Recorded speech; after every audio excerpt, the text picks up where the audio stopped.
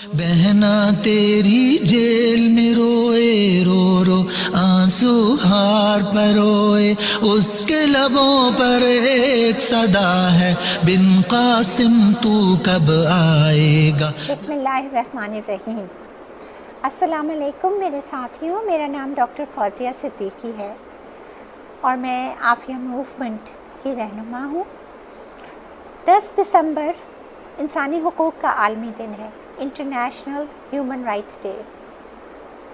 میری آپ سب سے اپیل ہے کہ اس دن جب کہ انسانی حقوق کے بارے میں باتیں کی جاتی ہیں اور یہ دعوے کیے جاتے ہیں کہ ہیومن رائٹس فار آل، چاہے وہ امیر ہو چاہے غریب ہو، انسان ہے تو اس کے حق ایک سے اور برابر ہونے چاہیے۔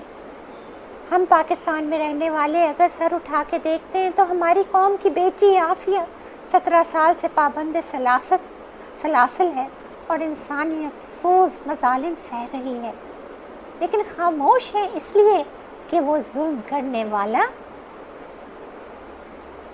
ایک سپر پاور اپنے آپ کو کہتا ہے۔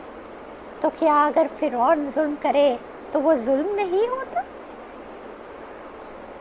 اگر ہم سر اٹھا کے اور آگے دیکھیں تو عافیہ سے کشمیر تک، کشمیر کی عافیاؤں کی چیخیں کانوں میں گونجتی ہیں، مگر دنیا میں انسانی حقوق کی بات کرنے والے بہرے ہیں۔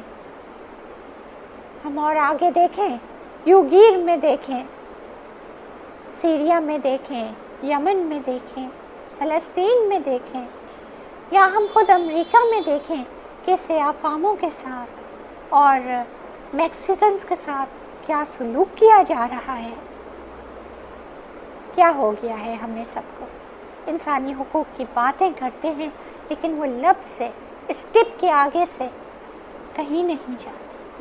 آئیے اس 10 دسمبر کو ہمارے ٹویٹر ٹرینڈ میں حصہ لیجیے ٹیم عافیہ کے ساتھ، اور 9 دسمبر کو پریس کلب میں ہماری پریس کلب میں سیمینار ہے، انسانی حقوق کہاں ہیں، عافیہ سے کشمیر تک اور اس سے بھی آگے، اس انسانی حقوق کہاں ہیں۔